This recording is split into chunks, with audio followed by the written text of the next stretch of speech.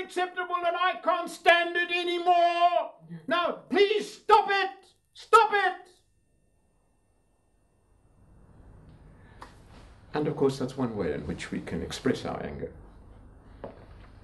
And I'm not too sure that it actually produces an acceptable result, either for ourselves or for the person to whom we're venting on. And that's what we want to talk about today, is this whole question of anger. What is it? The perception exists out there, and it's very, very powerful, is that in some strange way, anger is bad. Now, I have a problem with that. And this is where I want to challenge you this morning.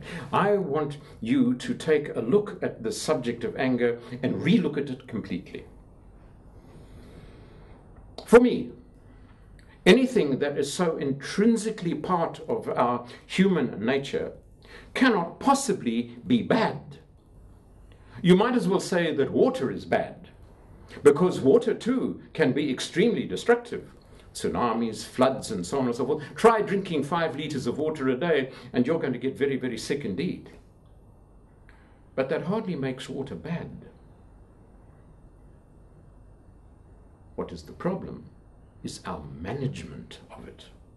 And that is what the skill that I would like to very briefly expose to you in this talk this morning. So we're going to take another completely different look at anger. Step 1, what I want you to do is get off the point of view that your anger is bad. Your anger can be, correctly managed, a hugely creative source of energy. Because that's all it is. It's an energy. Now, what I'm going to give you, and it's a useful tool that you will be able to take away from here. Don't attempt to make notes, please, because you will be able to download this. Is an 8-step program that will support you in the management of your anger. Here we go. Watch. As I said, don't bother to take notes because you will be able to download this. Anger.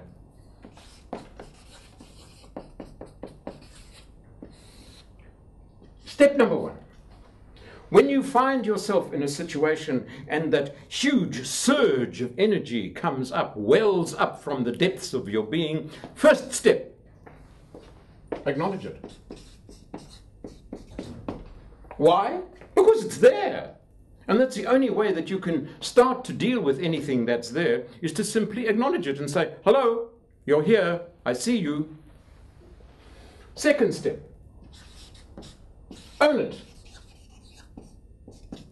It's yours. Now, this is a bit controversial, and we will explore this in more depth in the ebook that will become available. There is nobody on the planet that can actually make you angry. All that they can do is press a button of yours, a sore spot of yours, that you have not yet healed.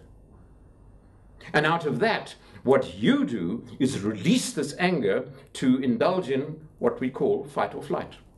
The anger is in fact vitally necessary for our survival. So own it. It's yours.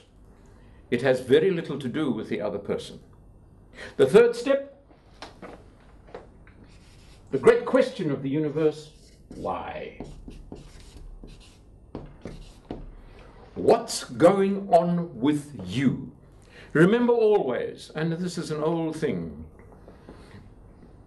one finger over there pointing at them or the circumstances, 3 fingers back. Is that a little trite? Yes, it is, but it's deadly accurate. That's why it is trite, because it is so accurate. The fourth step, in an attempt to get the answer to the question why, it's going to take a process of introspection, because there's only one person who has the answers to your life, and guess who that is? You. No one else. So, introspection. Go inside. And there are 2 main techniques of this. 2 main techniques. One is prayer. A very powerful process of introspection where we ask for guidance, where we ask for another way of looking at things.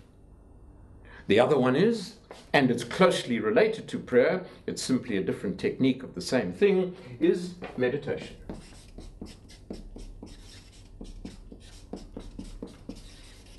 And one of the things that we will make available to you is my technique of meditation. There are many out there. This is another one which you might like to add to your roster of techniques that are available. It's powerful, it's Western, and it works. The next step in this 8-step program for dealing with your anger, for managing your anger, is to retreat.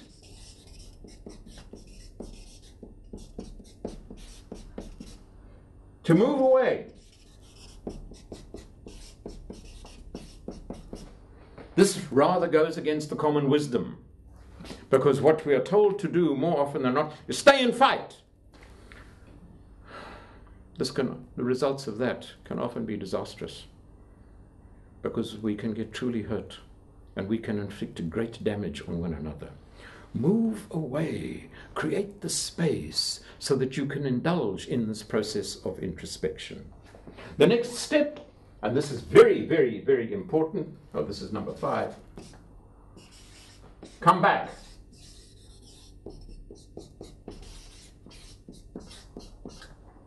If the relationship, if the circumstances are worth your energy, come back.